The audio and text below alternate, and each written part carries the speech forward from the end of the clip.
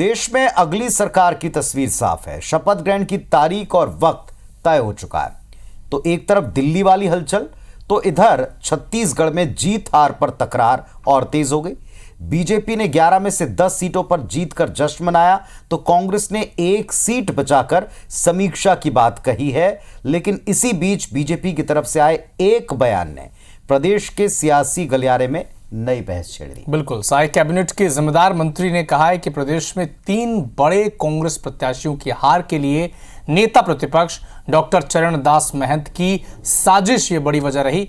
फिर सवाल ये उठा कि क्या बीजेपी डॉक्टर महंत की साजिश की वजह से 3 सीटें जीती हैं?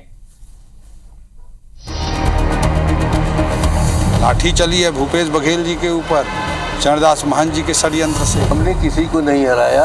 भारतीय जनता पार्टी और ओपी चौधरी का बयान तथ्यात्मक बयान नहीं है। अब इसे एक सीट न जीत पाने की कसक कहें या कांग्रेस की करारी हार का साइड इफेक्ट। 24 के नतीजे आ चुके हैं। बीजेपी को बम्पर जीत तो मिली, पर क्लीन स्वीप का सपना टूट गया। एक सीट की कसर रह गई। इधर कांग्रेस को 10 सीटों पर करारी हार मिली, बची तो केवल एक सीट कोरबा की, जहां पिछली बार की सांसद ज्योत्सना महंत ने बीजेपी प्रत्याशी सरोज पांडे को हराकर शानदार जीत हासिल की। जीत हार पर रिएक्शन के दौर में साय सरकार में कद्दावर मंत्री ओपी चौधरी ने कहा कि कांग्रेस के 3 उम्मीदवार भूपेश बघेल, शिव डहरिया और देवेंद्र यादव डॉक्टर चरणदास महंत की साजिश की वजह से हारे। महंत ने कांग्रेस को निपटाने का काम किया, आरोपों को सिरे से खारिज कर पलटवार किया। खुद डॉक्टर चरणदास महंत ने कहा कि मैंने किसी को नहीं हराया।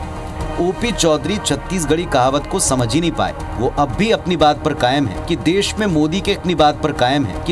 मोदी के खिलाफ भूपेश बघेल मजबूती से लड़ सकते हैं। लाठी चली है भूपेश बघेल जी के ऊपर चरणदास महंत जी के षड्यंत्र से। लाठी चली है डॉक्टर शिव डहरिया जी के ऊपर चरणदास महंत जी के षड्यंत्र से।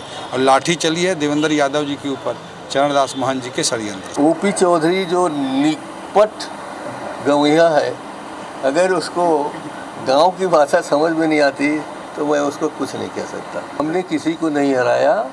न मेरा ये बयान मुख्यमंत्री के खिलाफ था, न मेरा ये बयान प्रधानमंत्री के खिलाफ था। जाहिर है इन बयानों से पक्ष विपक्ष में जीत हार की साजिश को लेकर बहस का नया मोर्चा खुल गया है। भारतीय जनता पार्टी और ओपी चौधरी का बयान तथ्यात्मक बयान नहीं है। मतलब इसका मतलब मान लिए कि उन 3 सीटों में मोदी की गारंटी नहीं चला, महंत जी की वजह से चुनाव जीते। क्या भारतीय जनता पार्टी पहले से हार मान चुकी थी क्या? वैसे चुनावी दौर में ऐसे आरोप लगना कोई हैरानी की बात नहीं, लेकिन महंत को घेरते घेरते मंत्री जी और बीजेपी खुद सवालों में घिरे नजर आए। क्योंकि अगर महंत की साजिश की वजह से बीजेपी ने 3 सीटें जीती हैं, तो क्या राजनांदगांव, जांजगीर और बिलासपुर इन तीनों सीटों को जीतने में बीजेपी का अपना कोई योगदान नहीं? क्या वहां मोदी की गारंटी और बीजेपी उम्मीदवार की मेहनत पर्याप्त नहीं पड़ी? क्या बीजेपी अपनी जीत का क्रेडिट कांग्रेस के भीतर की किसी साजिश को देना चाहती है? Bureau report, IBC 24।